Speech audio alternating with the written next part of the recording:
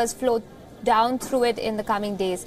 According to Bangladesh's Department of Disaster Management, 118 people have died so far and more than 45,000 homes have been destroyed. Heavy monsoon rains have triggered floods and affected more than 500,000 people in Bangladesh. Thousands have been forced to flee their homes and take shelter in abandoned schools and makeshift camps.